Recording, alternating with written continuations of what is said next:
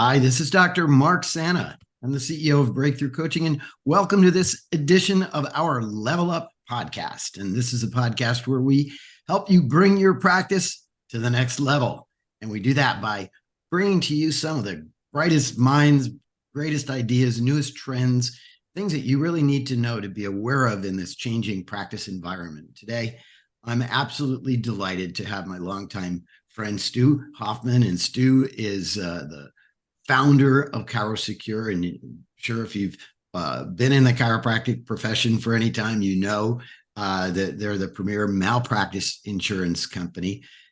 Great givers back to the profession, supported our profession for many, many years. And gosh, we've spent a lot of nights out on the road together, whether it's at the Chiropractic Summit or all of the chiropractic congresses, and many, many years out there. And I'm delighted to take this time with you, Stu. So thanks for being here. More than anything, I always appreciate the friendship. And as you said, we have been around that block many, many times. We certainly have hit a lot of different areas, different groups, different boards that we get to serve on. A lot of the doctors around the country, I don't think they always recognize that there are people that are always behind the scenes getting things done to move the profession forward. And you're certainly one of those people, and I have respect for anyone giving their time to help this profession. So, oh, thank you. Right back at you. Yeah. So Stu, I'd like to dive right in, and I want to talk about chiropractic malpractice coverage. And it is one of those things that until you need it, you don't really think about it, and you want to think about it. And so tell me a little bit about what a chiropractor should be aware of in terms of covering themselves or practice in case of a malpractice lawsuit. Sure. First and foremost, you hit it on the head. Nobody wants it. Nobody even wants to talk about it. And I get the pleasure of speaking between an hour and 4 to 5 hours at a time on the topic. So I always have to bring it home and make it a little bit more real to people. Mm-hmm. And, a number of years ago, we started to see another trend within the media, and that was to come at chiropractors, not because they hurt people with low back pain or neck pain, or because they have a vertebral subluxation and the media doesn't know what that means. But it all became about making people scared to go to the chiropractor because they're going to have a stroke. Yeah. And, we don't have time to really get into that in depth today, but it's important that people know no matter how much coverage you have, it costs a fortune to defend yourself in a malpractice case, especially if you're accused of causing a stroke. Now, did I say you caused it? Absolutely not. I don't want to be unclear about this. I'm talking about accusations that anyone can make and attorneys love. So it is important that you protect yourself, your family, your practice, and you do it in every other realm of life. Almost everybody does. Most of you all have health insurance. You mostly all have car insurance. People pay more and are more concerned about their car than they are about their own livelihood and their family. So if you stop and think about it, it becomes a little bit crazy. But, Mark, you're in South Florida. South Florida is one of the highest premium areas for doctors to pay malpractice insurance in the entire country. With that being said, it's still so insignificant compared to the coverage you actually get, because most of the doctors, about 88% of our doctors, carry what's known as a 1 million, 3 million type of policy, meaning that it will pay out up to $1 million per claim. $3 million is the aggregate in case there's multiple claims. How do you pay that if you don't have coverage? Stroke claims can easily go for that amount of money. Now, we've been fortunate with these stroke claims. We have, I believe, the greatest expert internationally on defending about a stroke allegation. And we're up to something like 14 in a row that have gone to court. We've won. We just won another one. That's I just got awesome. an email. Awesome. So that's what you buy coverage for, is results. That is the bottom line. But doctors should carry a 1 million, 3 million policy. If you want to know more detail, there's different types of coverage. One is called an occurrence policy. One is called claims made. Mhm. Confusing to people because it has nothing to do with a claim being made or an occurrence. It's two different names. One is more permanent insurance. One is more of a renter's concept, where it starts out lower on a claims made policy, but it goes up and has to catch up at some point. And then if you ever leave that policy, you can lose all of your coverage backward, or you'd have to buy what they call a tail at the end. I'm only giving you an overview for today's purpose. Sure. But there are options. And, we have skilled people here that if you talk to any of our team, they go into much more detail because, like in your practice, we believe in educating our people and letting them make their own decisions, but based on having enough information. And And that's as what we do. to one of the things that you mentioned is the cost of a policy. And one of the things that I've always been super proud of in terms of chiropractic is that when you compare our cost for malpractice insurance to any other healthcare profession out there, we typically always come out as the the lowest cost. Yeah. And that's because of our efficacy and our safety. And if we were hurting people to the level that the chatter is that out there, right, believe me, you'd be charging a whole heck of a lot more. Well, there's no doubt about it, which is the main reason I do go out and lecture, because it's really those stroke claims that can shift an entire profession financially. And in a lot of ways, I'm talking from a malpractice perspective. Mhm. But there's another thing about malpractice insurance. It doesn't just cover, hey, you hurt me, I'm going to sue you. It covers things like your licensing board, if there's a complaint made against you. There's defense, a HIPAA investigation. We have insurance audit protection, which I saw coming and worked with our team back in 2005. We brought that protection into the policy. Yeah, so just pause on that a little bit, guys. So you all know what an audit is. You may have audited in your practice, and they can be extremely expensive. And what Stu is saying here is they actually have audit insurance that you can purchase. Yeah. Now, it doesn't pay back the insurance carrier.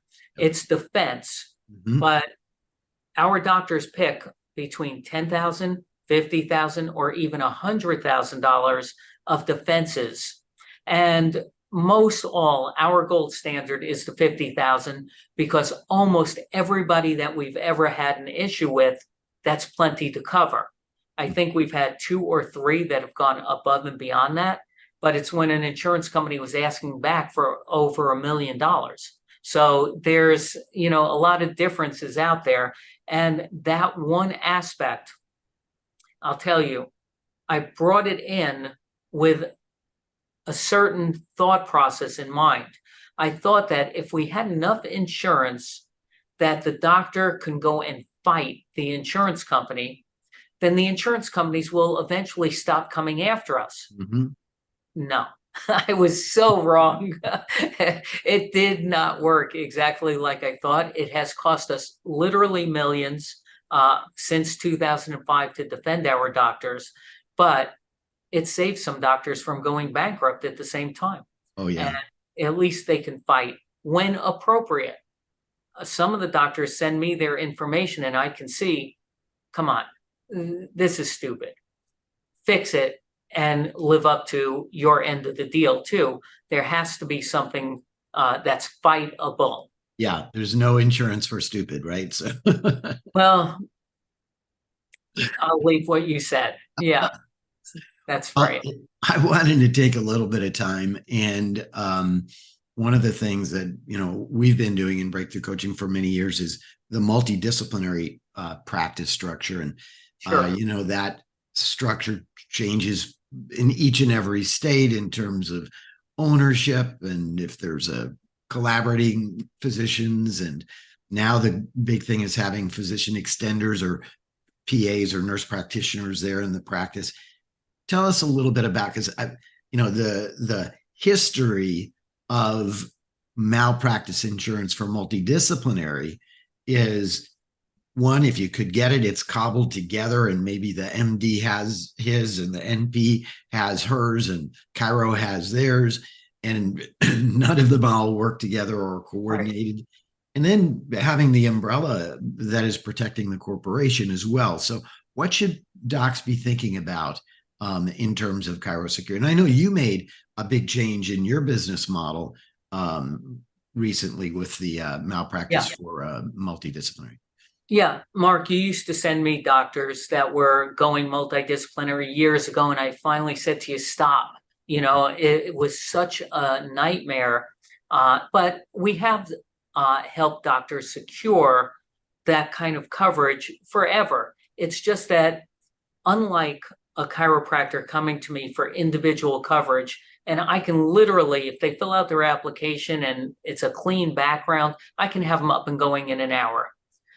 With the multidisciplinary, we'd have to ship it out. We would shop it around. We know the carriers that will write it or won't. And just to get a quote can take 4 weeks, 5 weeks, 6 weeks. And it was a nightmare because people in our profession like things done now. Or you tell them, all right, go secure your coverage, and they'll wait and wait and wait until the day they need it. And it doesn't work that way in the multidisciplinary world or more medical oriented world. So when we would ship it out, like I described, it was always, hey, let's keep the chiropractors separate on their own policy because they have great coverage, and we'll get the medical coverage separately. And some doctors didn't like the price tag, so they wanted to just go and get a nurse policy for their nurse practitioner, not realizing they still need to deal with the medical supervisor or the corporation or whatever. And you can do those things. But when it comes to insurance, it's layers of protection. Yes. And you, as the owner, don't want a hole in those layers because it always comes back to you as the business owner. Yep. So what we did was went to the people that we wrote our chiropractic policy through and said, I need to have my own policy. And we wrote our policy. We took what we hoped to be the best of the ones that were out there, but made them better. So here's an example. We cover your corporation first and foremost. And under that corporation will sit the supervising medical doctor. There's 1 or 2 states you don't need one, but let's just go generalities. Sure. And then if you have a nurse practitioner or a PA, and let's say you have 5 chiropractors or massage therapists, acupuncture, they can all get grouped into the one master policy that you're going to own. And the chiropractors on these other policies, everything is one shared limit. So let's just say you have a $1 million policy. No matter what happens and through how many different providers, it's a maximum of that 1 million. The individual practitioners get their own limits, not necessarily a massage therapist, they'll get lumped in, but any of the main practitioners will have their own limits of liability in addition to the corporation being covered. So there's no gaps in there. And we still were able to maintain, for the chiropractors, licensing board coverage and things of that nature. It's all thrown in there. And we can get that once the doctors, which sometimes is a challenge, but once the doctors fill out the application and get us what we need, because as an example, we had somebody, I think it was at the beginning of last week, that filled everything out, but we need from the medical doctor, not an application necessarily, but we needed a resume, a curriculum vitae. Okay.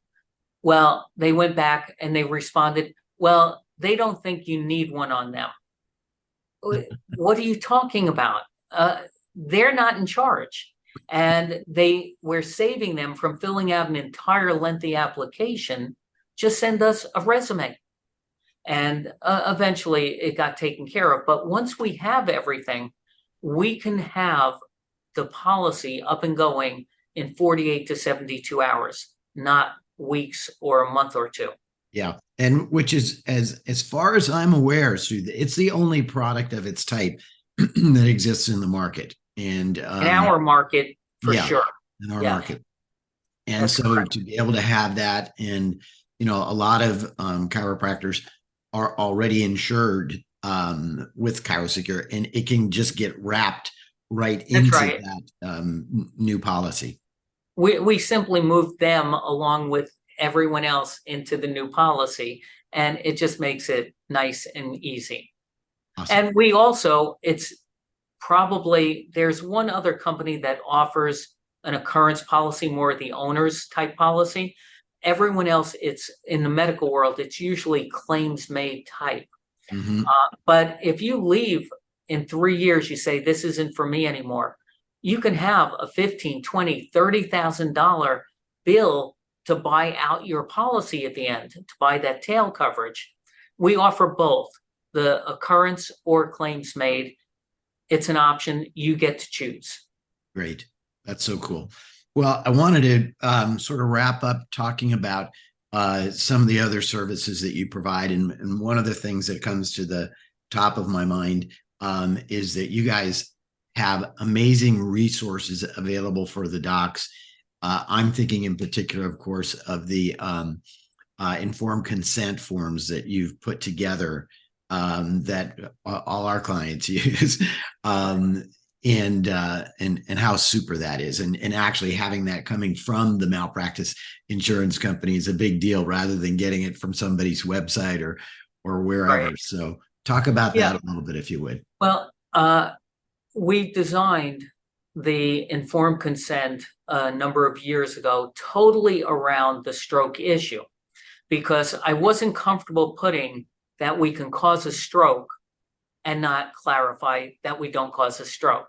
Right. So the same attorney that I mentioned that's won all of these claims in court, when we were putting this together, he said, don't include stroke in it, because the statistics on how common it is doesn't reach a threshold important enough for you to inform the public of it.